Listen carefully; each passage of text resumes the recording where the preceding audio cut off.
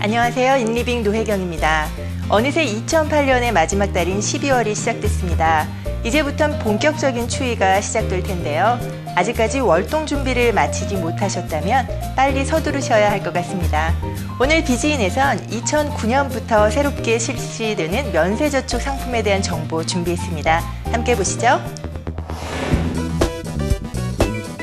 오늘 이 시간은 많은 분들이 관심을 갖고 궁금해하는 텍스프리 세이빙스 어카운트에 대해 알아보기 위해 스코시아뱅크 프랜싱 권 씨 함께 하셨습니다. 안녕하세요. 안녕하세요. 네, 제가 금년 초에 방송을 할 때 이 텍스프리 세이빙스 어카운트에 대해서 잠깐 소개를 했었는데 이제 바로 얼마 남지 않았습니다. 이 계정이 2009년도부터 새로 신설되는 계정으로 알고 있는데 어떠한 계좌입니까? 예, 이제 이름 그대로 면세 혜택을 받으실 수 있는 계좌인데요. 이제 정부에서 캐네디언 분들께 좀 더 저축을 권장하기 위해서 이제 새로 신설된 그런 종류의 계좌입니다. 그래서 이제 누구나 age of majority라 그러죠. 그 성인이신 분들은 캐나다 거주자에 한해서 가입을 하실 수가 있고요. 그리고 그 안에서 이제 발생되는 소득은 어떤 종류이건 간에 이제 면세 혜택을 받으실 수 있는 그런 종류입니다. 네. 그래서 말씀하신 대로 이제 시행이 2009년부터인데요. 그래서 2009년 1월 2일부터 이제 입금을 하실 수가 있고요. 그리고 이제 금융기관에 따라서 벌써 지금도 계좌를 미리 셋업을 하실 수 있게 그렇게 도와드리고 있는 금융기관들이 있습니다. 네. 이 계좌를 뭐 한국말로 뭐 풀이를 한다면 면세저축 계정이라고도 할 수 있을 텐데요. 네. 그렇다면 이 저축 계좌를 정부에서 특별히 신설한 뭐 이유가 있습니까? 네, 이제 일반적으로 저축을 하실 때는 이제 은퇴를 위해서 RRSP에 저축을 하셔서 하신 것만큼 그 금액만큼 이제 소득에서 이제 감해서 소득세도 줄이시고 아니면은 이제 바깥에 그냥 일반 계좌에 저축을 하셔서 언제든지 꺼내 쓰시고 하시는데요. 저축이라는 게 이제 RRSP 말고 바깥에 투자를 하시게 되면 이제 이자 소득도 있을 수 있고 배당금 소득도 있을 수 있고 또 자산 매각하셨을 때 그 차득도 보실 수 있는데 이제 세금이 없는 소득이 없잖아요. 그래서 이제 투자자들께서 뭐 저축해봤자 캐나다처럼 세금 많은데 세금 내고 나면 또 뭐가 남겠나 해서 약간 저축하실 때 이제 세금이 어떤 그런 우려하시는 점 중에 하나인데 이제 그런 거를 면해줌으로써 이제 투자자들께 일반 분들께 좀 더 저축을 권장하고자 하는 그런 취지에서 생겼다고 보시면 됩니다. 예, 그렇다면 이 면세저축 계정 같은 경우에 우리 일반인들은 은행에다가 직접 입금을 하지만 그 다음에 이제 수익률을 내기 위해서는 은행에서는 이제 또 여러 가지 금융기관들에 투자를 할 것 같은데 어떠한 곳들에 투자를 하면서 이게 자금이 운용이 되나요? 예, 일단 이제 그것은 어느 곳에 이 텍스프리 세이빙스 어카운트를 오픈하시냐에 따라서 이제 좌우가 되겠는데요. 일반 그냥 은행에서도 그러니까 그냥 보통 저축 예금을 이렇게 하고 입출금 하시는 은행에 가셔서도 이 텍스프리 세이빙스 어카운트를 오픈하실 수 있고요. 이제 그러셨을 때는 안에서 구입하실 수 있는 상품은 보통 RRSP 안에서 구입하실 수 있는 상품하고 비슷하다고 보면 돼요. 그래서 이제 물론 GIC도 하실 수 있고 정기예금, 뮤추얼 펀드도 사실 수 있고 이제 그런데 그것을 보통 은행 이제 지점에서 하셨을 경우에는 은행에서는 정기예금이나 아니면 그냥 현찰로 갖고 계시거나 아니면 그런 별 의미는 없겠죠. 아니면 이제 그 안에서 자사, 그러니까 저희 스코시아 같으면 스코시아 지점에 가셔서 이걸 오픈하셨을 때는 스코시아 자사, 그 본 회사의 뮤추얼 펀드를 구입하실 수가 있거든요. 근데 이제 만약에 이것을 저희처럼 증권거래소하고 오픈을 하시면 이제 일반 투자 상품 폭이 넓어지듯이 이것도 이제 상품 폭이 넓어져서 이제 뮤추얼 펀드 같은 경우에도 여러 회사의 뮤추얼 펀드에서 골라 사실 수도 있고 또 이제 주식도 이 안에서 사실 수가 있고요. 그래서 정기예금 같은 경우에 일반 계좌에서 구입을 하시면은 이자 소득이니까 이제 이자 소득은 100불이 소득이시면 100불을 다 이제 소득으로 간주해서 거기에 개인 세율이 부과되고 또 거기에 대해서 소득세를 내시기 때문에 이 세율적으로 볼 때는 소득은 이제 좀 비싼 소득이고요. 절세가 안 되는 소득이고, 또 배당금 소득은 이제 소득에서 캐나다 컴퍼니에 투자하셔서 발생되는 배당금은 받으시는 배당금은 이제 거기에 정부에서 그 디비던드 텍스 크레딧이 있어요. 그래서 그걸 이제 받으셨을 때 조금 절세 혜택이 있는데, 여기에 투자하셨을 때는 사실 이자 소득이건 배당금 소득이건 아니면 캐피털 게인, 그러니까 자산 매각 소득이건 그 종류에 상관없이 그냥 면세거든요.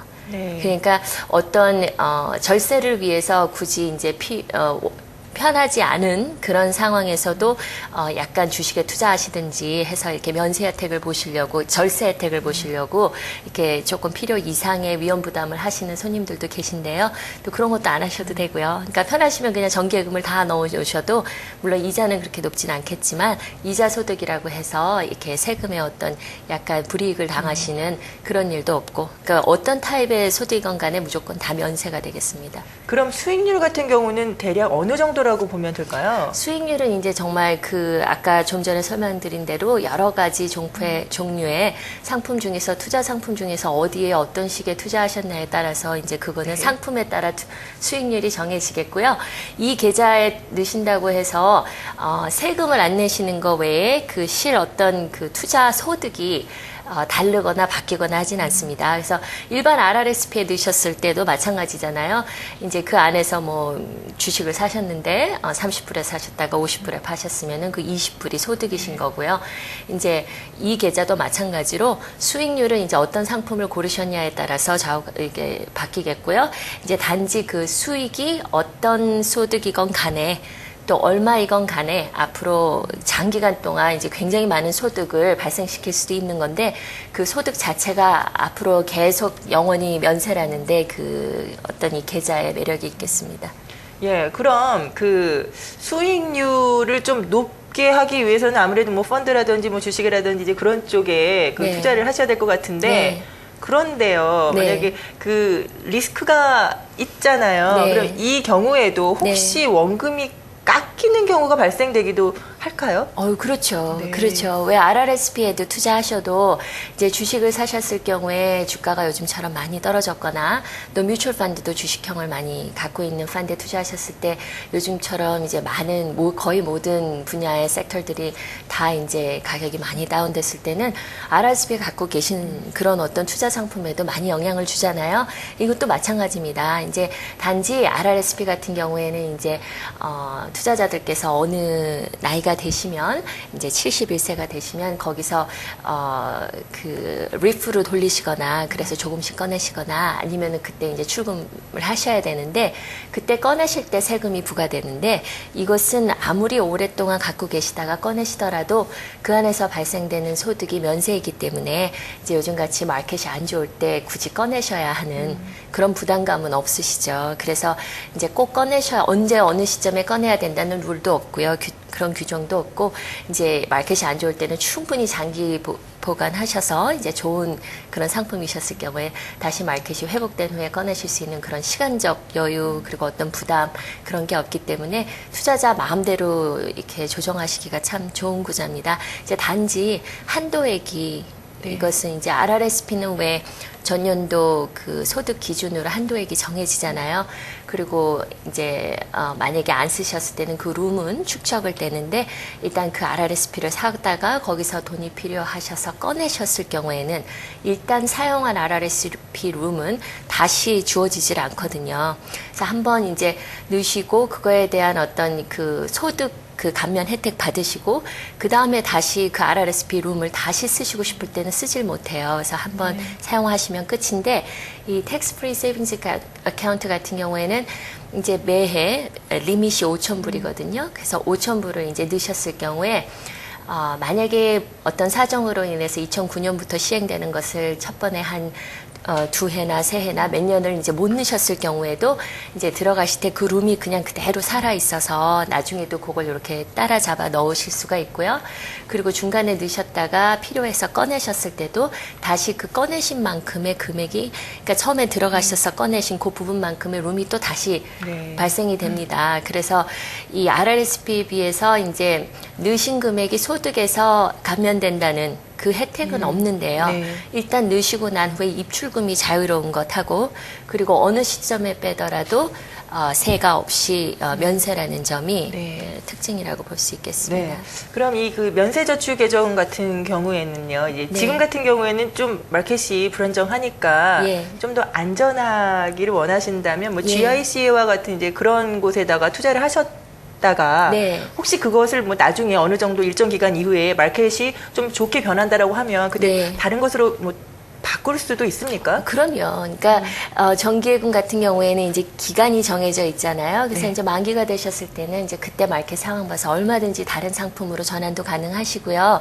이제 제가 볼 때는 지금 이제 마켓이 안 좋은 거는 이제 사실이고 앞으로도 당분간은 이제 그렇게 길지 않길 바라지만 당분간은 이게 이대로 위험한 마켓이 계속 연장이 될 것 같은데요. 이게 지금 새로 시행되는 것이고 지금 시작할 수 있는 나이가 이제 몇 개의 주를 제외하고는 네. 그러니까 여기 보면 브리티시 콜롬비아, 뉴 브런스윅, 그다음에 뉴펀랜드 앤 라브도르 그리고 노스웨스트 테리토리하고 노바스코샤, 그다음에 유콘하고 누누벳 그 주를 제외하고 나머지 주는 그 성인이 되는 나이를 18살이에요. 그래서 이제 이 주들은 제가 아까 말씀드린 주들은 19이고요. 그래서 18살이 이제 되시는 분들은 성인이 되시는 분들은 2009년에 이제 시작을 하실 수가 있거든요. 그러면 상당히 어린 나이에 일찍 투자를 하실 수 있고 또 이분들이 나중에 이제 대학 졸업하고 성인이 돼서 이제 주택을 구입하거나 할 때 그때 이제 거기서 찾아 쓰시기도 할 텐데 이렇게 어린 분들이 시작할 때는 아무래도 요즘같이 안 좋은 시기에 이제 어느 정도 봐서 기회가 왔을 때 어떤 주식이나 아니면 주식형 펀드나 지금 구입을 해 놓으시면 나중에 이분들이 그 금액을 사용하셔야 할 앞으로 7년 후, 8년 후에는 아무래도 정말 지금이 사는 혹이겠죠. 네. 이제 반대로 아까 말씀하신 대로 연세가 좀 있으신 분들이 이제 이렇게 실행되는 법의 어떤 혜택을 받으시려고 구입하셨을 경우에는 아무래도 그렇게 정기예금이나 조금 보수적인 곳에 왜냐하면 이자 소득이라고 해서 그 세금에 어떤 불이익을 당하지 않으니까 넣어 놓으시는 그런 방법으로 사용하셔도 좋겠고요. 지금 아까 말씀드렸던 그 주들 19살이 이제 성인으로 간지되는 주들은 그렇다고 1년을 손해 보는 것이 아니고요. 한 해 더 기다리셨다가 네. 계좌 오픈하셔야 하지만 지금 이제 2009년부터 그 연 5,000불이라는 그 리밋 룸은 이제 그대로 축적이 됩니다. 그래서 이제 2010년에 19살이 됐을 때 오픈했을 때 5,000불이 아닌 10,000불을 넣으실 수 있게 그렇게 공평하게 되어 있어요. 예, 지금 18세 이상 성인이라면 이 계좌 개설이 가능하다고 하셨는데 네. 그러면 그 나이의 그 자격 요건만 갖추면 다 모두 가능한 건가요? 거기에 한 가지 조건이 더 있는데요. 세법상 캐나다 거주자는 1년에 183일 이상을 캐나다에 거주하는 분을 얘기합니다. 그래서 이제 거기에는 그렇게 나와 있지 뭐 permanent resident citizenship 이런 명시는 없고요. 그리고 또 한 가지는 이제 이 룸이 내가 가진 룸이 얼마인가 앞으로 이렇게 계속 나아갈 거 아니에요. 그러면 그때 그 룸을 기준으로 하는 것은 텍스를 보고한 분들에 한해서 그 룸이 정해져요. 그래서 이게 소득하고는 상관이 없는데 지금 레베뉴 캐나다에서 말해놓기는 이제 인컴 텍스 T1 제너럴 보고한 후에 그 어떤 룸이 정해져서 개인한테 정해진다. 그리고 그것은 소득과 상관없이 연 5,000불이고 그리고 그 들 수 있는 대상은 이제 캐나다 거주자에 한해서 그 성인인 경우 이렇게 지금 아웃라인이 되어 있어요. 그래서 아무래도 세금 보고를 하시는 거주자에 한해서겠죠. 네. 그렇다면 그 만약에 지금은 캐나다 거주자의 신분으로 네. 이 면세 저축 계정을 예. 오픈을 했어요. 예. 그런데 미래에 예. 나중에 혹시 뭐 그런 여기에 계속 거주하지 않을 수도 있고 네. 그 거주 자격이 뭐 없어지는 경우도 있을 예. 텐데 그럴 경우에 이 계정은 어떻게 해야 되나요? 네, 참 좋은 질문이신데요. 만약에 그랬을 경우에는 일단 오픈해 놓으신 계좌는 그냥 여기에 두고 계시면은 킵하실 수가 있고요.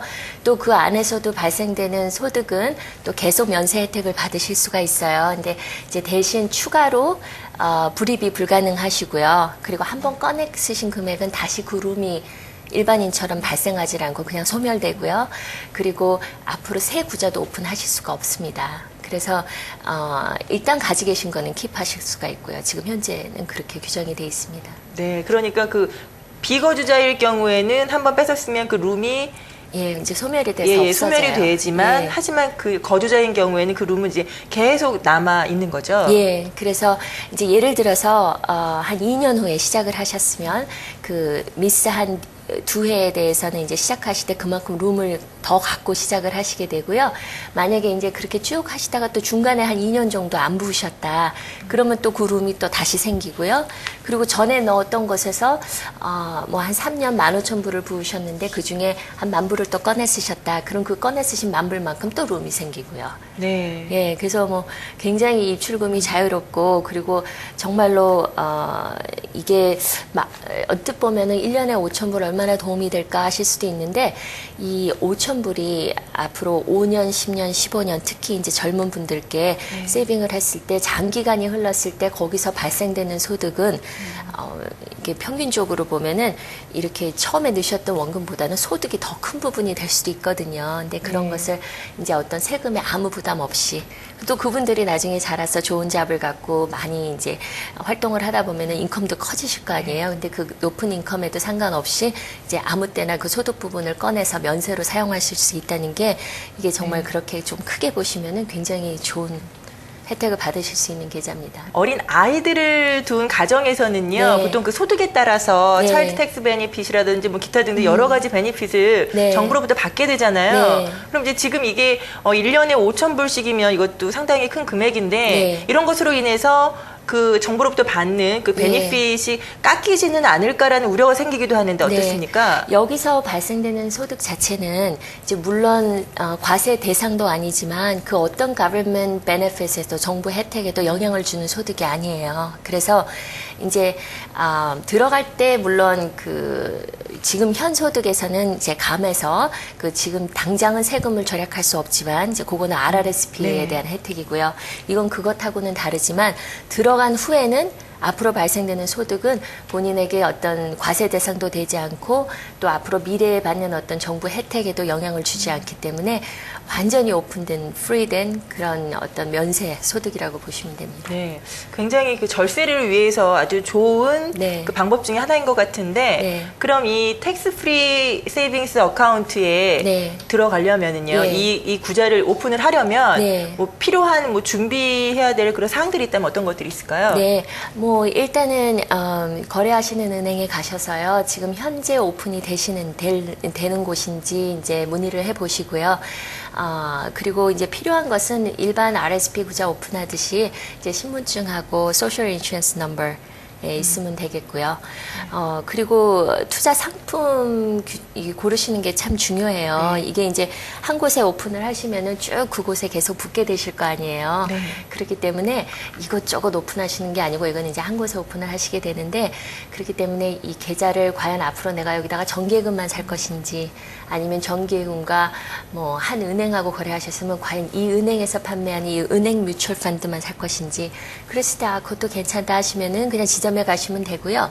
앞으로 이제 어쨌든 이것이 면세고 장기간 놓고 볼 때는 소득도 많이 크게 불어날 수도 있고 하기 때문에 여기에는 어떤 그런 규제 없이 정기예금이나 주식이나 뮤추얼 펀드나 여러 회사의 아니면 그 익스체인지 트레이드 펀드나 ETF나 여러 가지 상품을 구입하시고 싶다 하시면은 이제 증권거래소의 전문가하고 상담하시면 되고요. 그래서 이제 먼저 어떤 상품을 원하시는지 정하셔서 거기 지금 현 거래하시는 곳이 맞으시다고 생각하시면은 일단 거기에 어떤 필요한 서류를 문의하시고요. 일반적으로는 이제 사진이 들어간 아이디, 운전면허증이나 아니면은 여권 가져가시면 되시고, 그리고 소셜 인슈런스 넘버 가져가시면 되시고, 그리고 실행은 이제 내년 1월 2일부터인데요. 네. 이제 어떤 기관에 따라서 지금도 먼저 셋업을 이렇게 준비해 드리는 기관이 있습니다. 1인당 그 한도액이 아까 예. 5,000불이라고 말씀을 하셨는데요. 네. 그러면 만약에 이 예. 어카운트에 5,000불 이상, 뭐 예를 들어 6,000불이라든지 7,000불을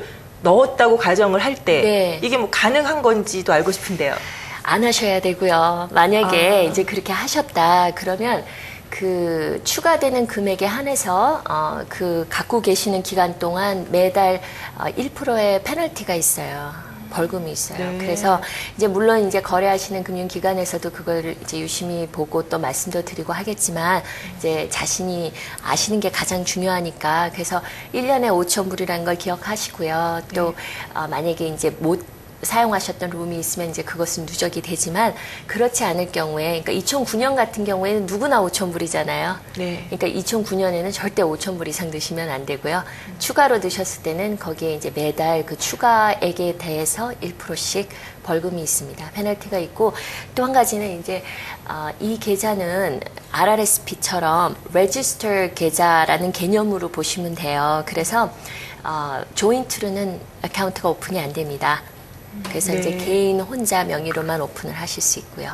예. 관리 기간에 따라서 예. 뭐 그 개별 수수료라든지 투자 상품 뭐 해지에 따른 뭐 여러 가지 수수료들의 그 차이도 있습니까? 있죠. 그래서 이것을 RRSP도 왜 그냥 일반적으로 은행에서 정기예금이나 뭐 일반 뮤추얼 펀드나 이런 걸 사시는 그런 일반적인 지점에 은행 지점에서 하는 RRSP 오픈하셨을 때는 따로 연 관리비 같은 게 없어요. 없고 대신 만약에 그런 같은 것을 경우에 따라서 이제 증권거래소하고 오픈하셨을 때 이렇게 뭐 금액이 어느 금액 미만이라든가 이제 그거는 각 기관마다 그러니까 규율이 다른데요. 기간에 따라서 얼마 미만을 예치하셨을 때는 뭐 1년에 뭐 100불 플러스 GST라든가 이런 피가 있거든요. 이 텍스 프리 세이빙스 어카운트도 이제 어떤 레지스터 어카운트로 간주가 되기 때문에 일반 제점에서 오픈하실 때하고 아마 증권거래소하고 오픈하셨을 때하고 또 전체 그 거래소에서 관리해드리는 자산 규모하고 여러 가지가 이제 복합적으로 작용을 해서 피가 있을 수도 있고 없을 수도 있습니다. 그건 이제 개개인마다 다를 것이고 재산 정도마다 다르고 하는데요.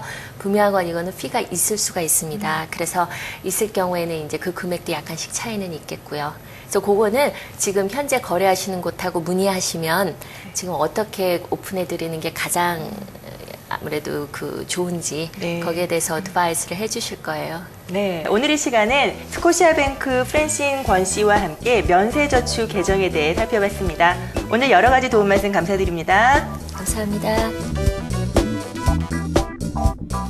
사람들의 마음이 설레기 시작하는 연말인데요. 한 해가 가기 전 사랑하는 가족과 이웃들에게 감사의 마음을 따뜻하게 전해보는 것도 좋을 듯 싶습니다. 오늘 준비한 소식은 여기까지고요. 저는 다음 주 알찬 소식으로 찾아뵙겠습니다. 행복한 한 주 보내세요.